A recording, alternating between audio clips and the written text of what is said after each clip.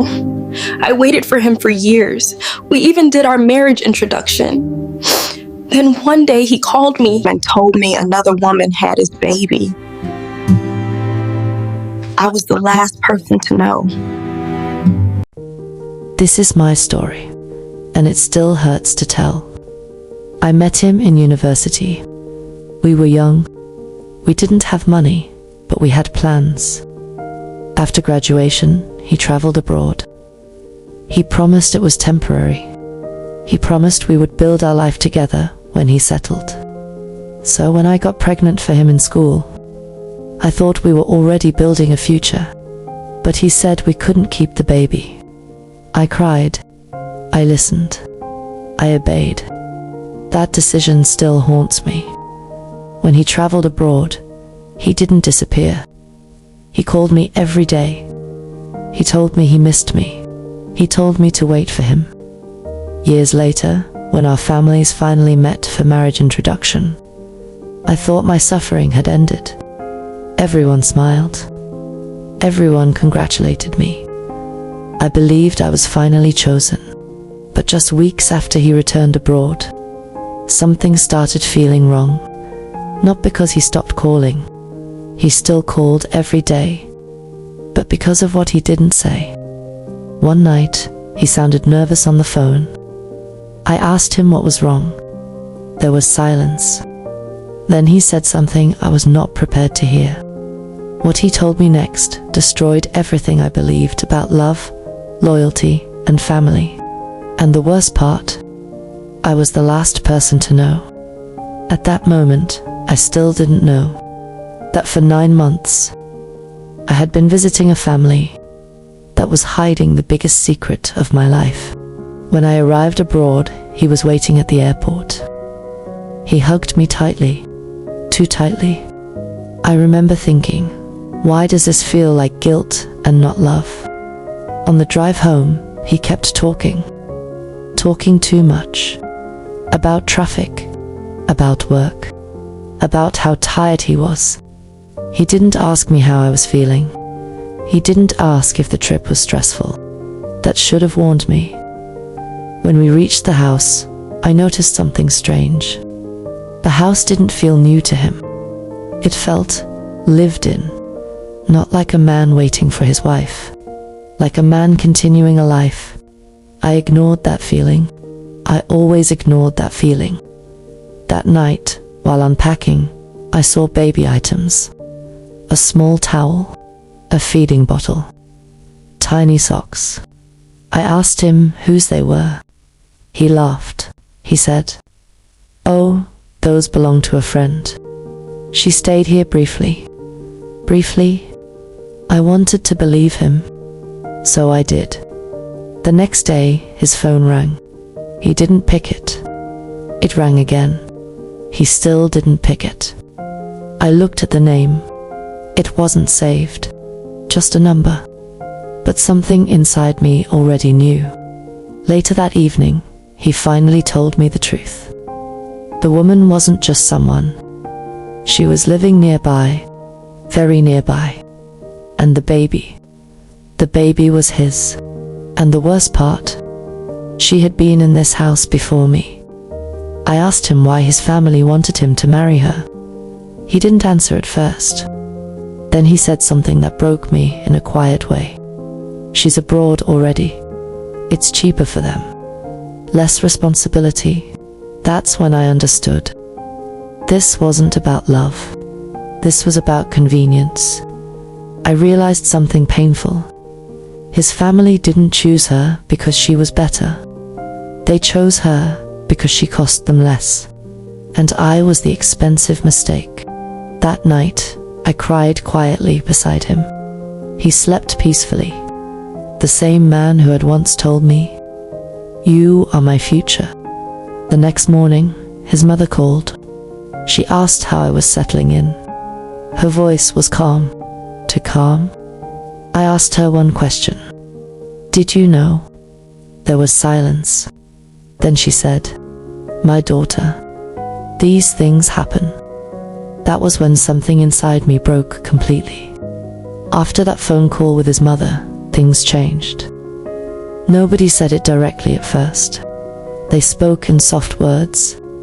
His mother started calling often, not to ask how I was feeling, not to ask if I was okay. She talked only about the baby. She said things like, "The child is innocent. The child needs stability. You are a strong woman."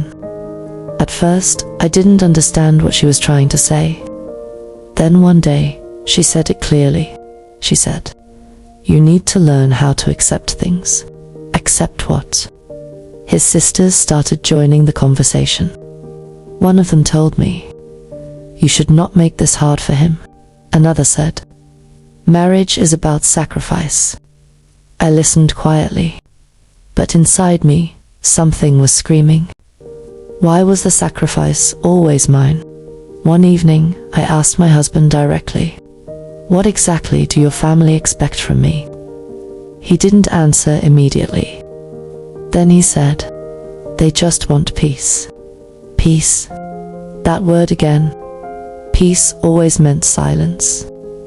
Peace always meant I should swallow my pain. A few days later, they invited us for a family meeting. I already knew it wasn't good news. Everyone was there. His mother, his sisters, an uncle.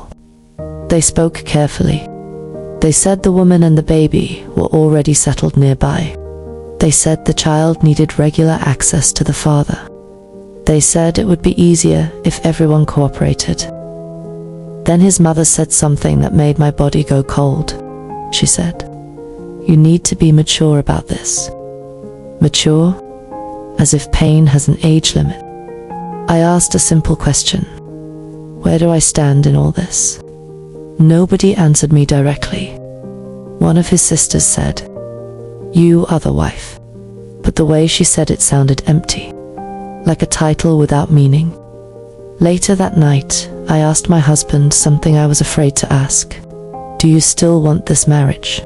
He sighed. He said, "I don't want problems." That was his answer. Not yes, not no, just problems. That was when I understood something very painful. He wasn't choosing me. He was avoiding discomfort. That night, I didn't sleep.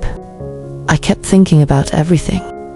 The pregnancy I lost for him, the waiting, the introduction, the marriage. I realized I had been patient for years, and patience was still not enough. A few days after that family meeting, his mother called again. This time, she didn't greet me for long.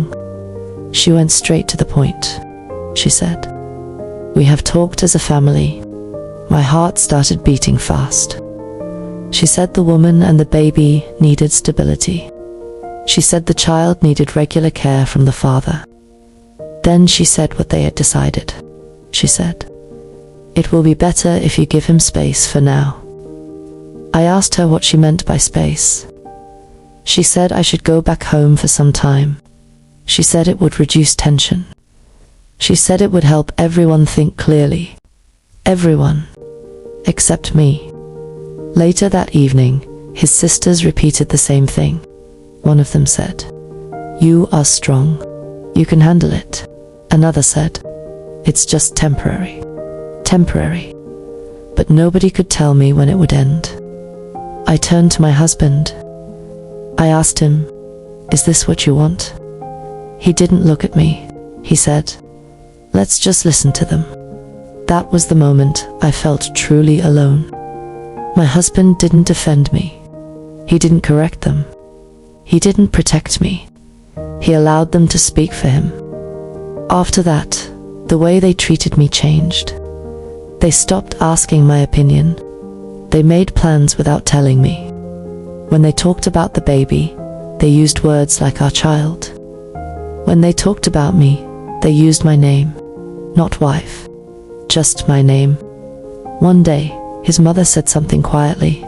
She said, "You should understand that things have changed." I asked her how. She said, "Life is not always fair." That sentence felt like a slap. I noticed something else too. They started inviting the other woman openly. They talked about her freely. They never did it in front of me before. Now, they didn't care. It was like they wanted me to see it. That night, I cried in the bathroom. Not loudly, just quietly. I didn't want anyone to hear me breaking. I looked at myself in the mirror and asked, how did I become this invisible? That call from his mother came early in the morning. Her voice was calm. Too calm, she said. We need to talk as a family. When we gathered, everyone was already seated. His mother, his sisters, an uncle. My husband was there, quiet. That was when I knew this conversation was not new. His mother spoke first. She said they had thought deeply about the situation. She said they wanted peace. She said they wanted what was best for everyone. Then she said it. She said, we think it is better if you go back home for now. Not to rest, not to visit, to leave.